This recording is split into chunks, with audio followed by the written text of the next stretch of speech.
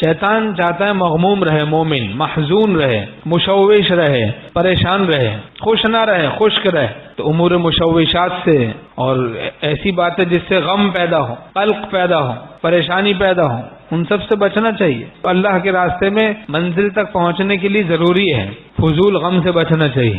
بعضوں کو خام خواہ ٹینشن لینے کی عادت ہوتی ہے نا، ہر وقت ٹینشن میں ہے، ہر وقت پریشان ہے، تو یہ مضر ظاہر بھی مضر باطن بھی ہے، جسم کے لیے بھی مضر ہے، روح کے لیے بھی مضر ہے۔ خشک نہیں، خوش رہنا چاہیے، خوش۔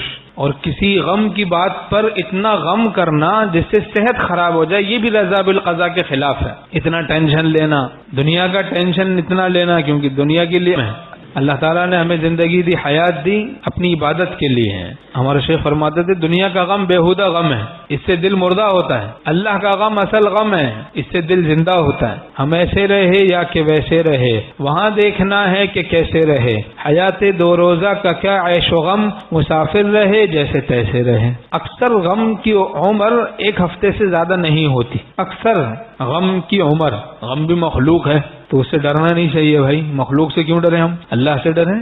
تو فضول غموم سے بچنا چاہیے۔ قلق سے تعلق مع اللہ گھٹتا ہے، نشاط سے تعلق مع اللہ بڑھتا ہے۔ اللہ تعالیٰ نے نعمت عطا کی ہے، اس کو یاد کر کے شکر کرتے رہنا چاہیے، اس سے نشاط پیدا ہوتا ہے۔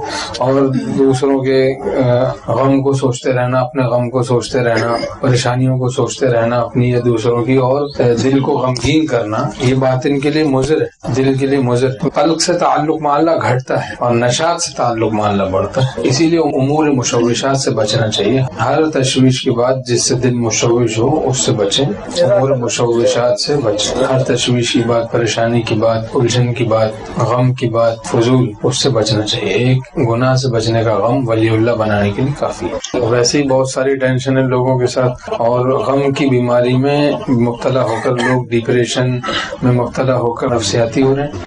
امور مشوشات سے بچنا چاہیے، اور خام خواہ غمگین رہنا ناشکری ہے۔ ایک بات یاد رکھ، خام خواہ غمگین بیٹھا ہے، سمجھ رہا میں بزرگ ہوں، دنیا اور آخرت دونوں برباد کر رہا ہے بیچارہ، دنیا بھی برباد کر رہا ہے، آخرت بھی خام خواہ غمگین بیٹھا ہے۔ اتنی ساری اللہ کی نعمتوں کو یاد کر کر کے شکر کرتے رہنا چاہیے اور خوش رہنا چاہیے۔ وَإِن تَعُدُّوا نِعْمَةَ اللَّهِ لَا تُحْصُوهَا، اگر تم شمار بھی کرنا چاہو اللہ کی نعمتوں کو تو شمار بھی نہیں کر سکتے۔ تو نعمتوں کو یاد کر کے شکر کرنا چاہیے، شکر کرتے رہنا چاہیے اور خوش رہنا چاہیے۔ یہ ضروری ہے اس زمانے میں معتدل رہنے کے لیے، اعتدال کے لیے، ورنہ خام خواہ بعض لوگ سمجھتے ہیں غمگین رہنا، یہ غم وہ غم، پڑوسیوں کا غم ہے، فلاں بیوہ کا غم ہے، وہ پرانی معاشقوں کا اس کا غم لگا ہوا ہے، اس کا کیا ہوگا، ان عیسائی لڑکیوں کا کیا ہوگا، وہ ان کا کیا ہوگا، ہندو لڑکیوں کا، بہت سارے غم لیے بیٹھے رہتے ہیں بعض اندر اندر، بتاتے بھی نہیں ہے پیر کو،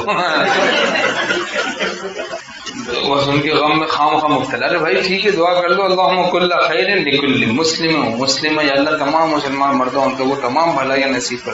درد دل سے کر لیں دعا، رو کے کر لیں، لیکن یہ چکر بازی سے بچنا چاہیے۔